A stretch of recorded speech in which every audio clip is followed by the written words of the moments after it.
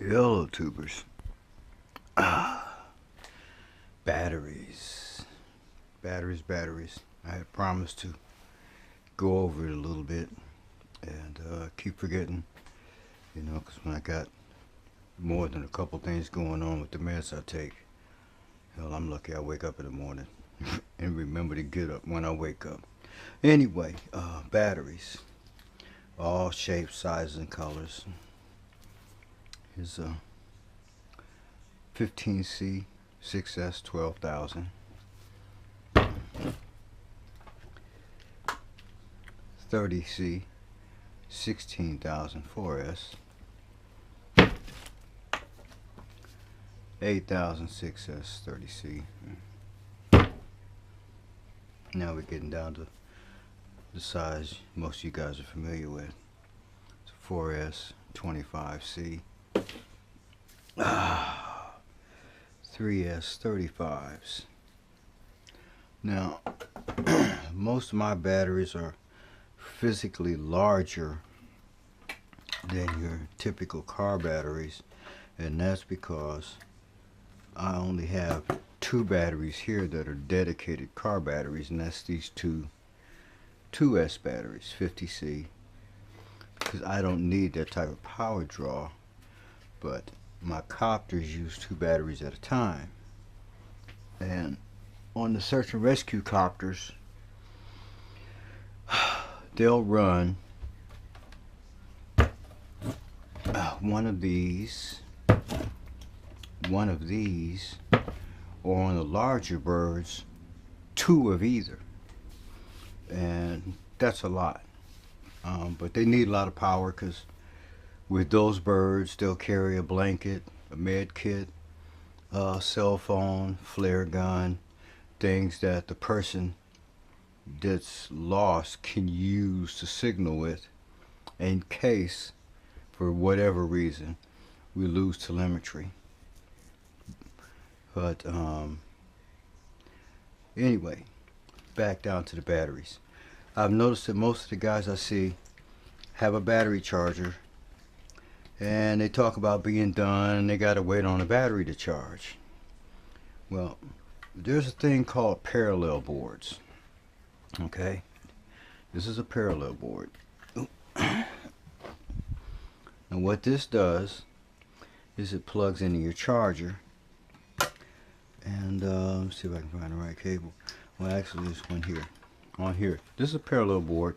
This is for XT60, and it's got a Dean's connector here, so that if you're plugging in another parallel board that has a Dean's on it, like say this one, if I wanted to plug this one in here, I can use this XT60, or I can plug this Dean's into this connector here.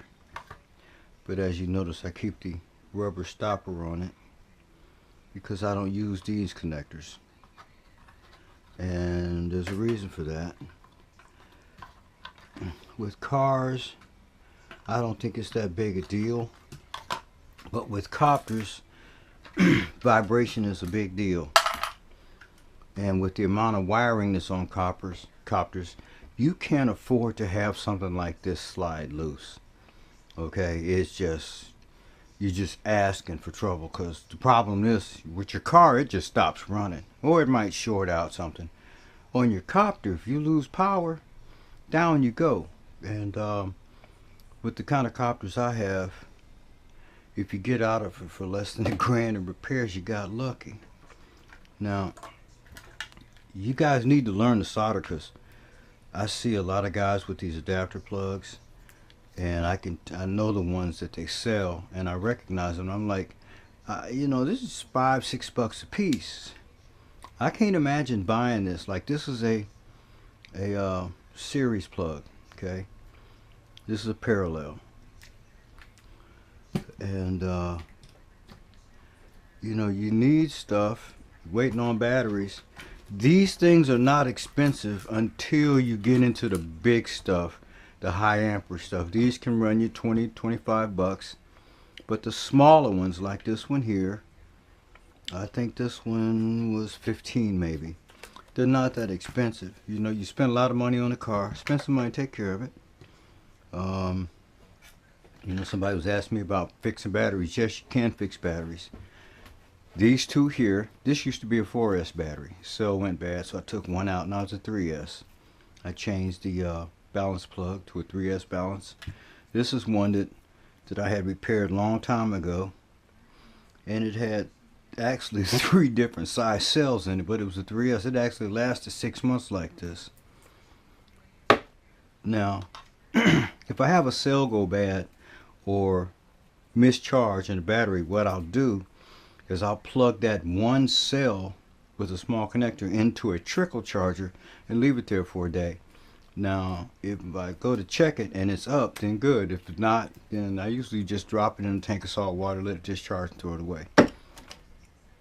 This battery here is a 1S battery, and it's part of a 3S battery that went bad. The other one is in one of these controllers somewhere, but it's a good battery. All of these batteries plug into these parallel boards. Now on this Venom charger, you can see that I have 2 boards daisy chained. They're self-explanatory. It's not rocket science. You don't have to solder anything or make anything. You just buy it and plug it in.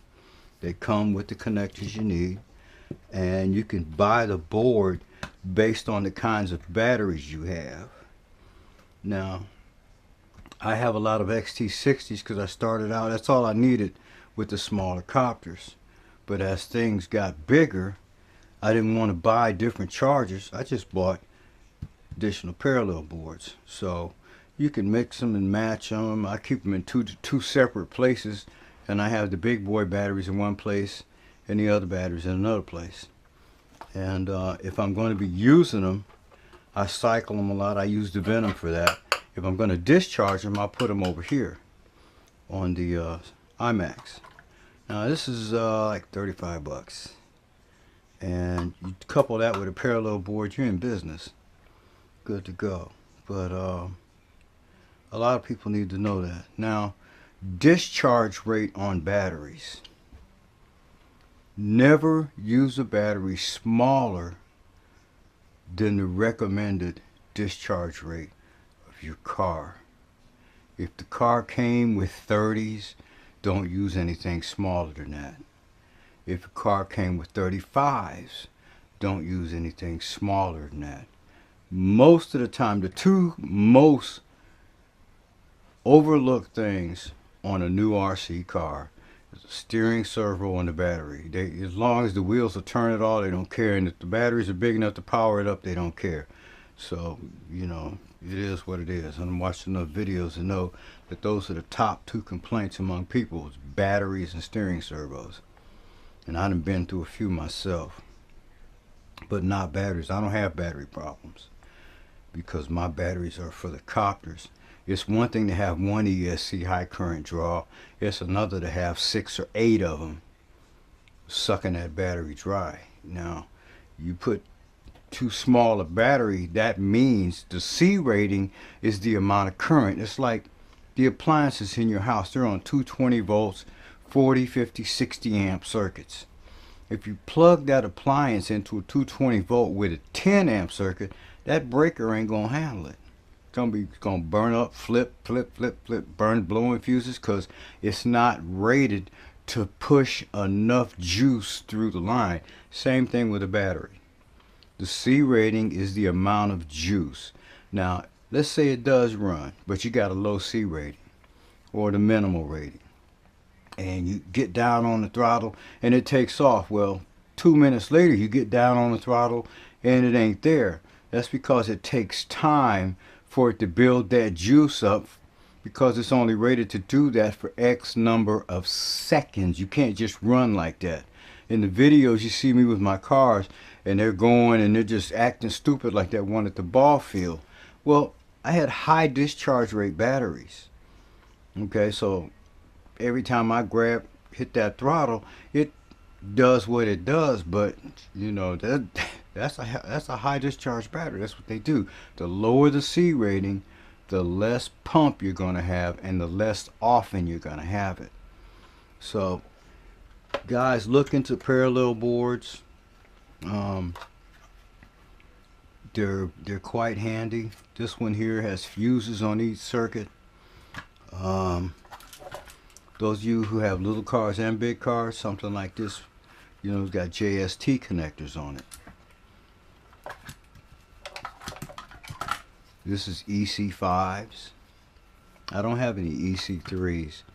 The XT60s is all I use. XT60s, XT90s, and EC5s. Now, with the XT90 batteries, I made these so that I can just plug it into the charger, and I normally leave them there just like that because I don't have that many batteries with XT90s, but I do have some, and I don't want to be going through no changes with them. I just went ahead and made the connectors so that I got them. Here's one here. These are not hard to make. Solder it up. You don't need sleeves on them, and this clicks in. But this business here, these things here, when you have an ESC go bad, just in good shape, and you got these things coming apart on their own, they have a spark. DC voltage throws a spark when you plug it in or disconnect it. Like with the that Mamba XLX ESC is like that. Now that ESC has huge capacitors in it, so it's not going to hurt from that because it's made to handle it, because there's no switch on it. But if there's a switch on your ESC, it's not made to handle it. That's why it's got a switch. Make it easy on you. Now, DC voltage does that. And if these connectors are bouncing and throwing that current back and forth because they're not quite made, it's trying to come apart in your car, what it's going to do is wipe the memory out of your ESC, and your ESC will come on, the car won't move, and it's dead. You know, but there's a little miniature EEPROM in them that holds its intelligence, if you will. You keep sparking that, and it becomes brain dead. It'll come on and sit there, but it'll be brain dead. So that's number one on the batteries, just an overview with all these possible connectors and cords. Like this is a 12 volt. You plug this in and then plug it into the charger. This works for the iMax, not the Venom. I can take this with me, plug it into the car battery or a cigarette lighter socket on the truck, charge batteries or whatever. But you got tons of options. You don't have to wait 3 hours on a battery, or both your batteries are dead and you're sitting there. You use up a battery, throw it on here, boom. Doesn't take long at all with these. Most batteries, if you're using them like you're supposed to, it'll charge 35-40 minutes with a good charger. These chargers run generally from 5 amp to 20 amps, and I've seen them cost as much as $600-700 depending on how big a battery you got to charge. This one here is a 7 amp charger, and like I said, I use it for all the big boys. This is only a 5 amp charger, but it charges more than one kind of battery. It has discharges, and I use them with watt meters and all kind of things going on. So there you have it. Next time I do batteries, I'll get into one particular charger, what it does and how it works, and the types of connectors that work with it. One parallel board and one charger at a time till I get through all of it. If anybody has any questions, hit me up in the comments and we'll take it from there. Oh, appreciate you guys watching, and appreciate you, period. Stay blessed. Stay warm. Thanks again. See you later. Bye.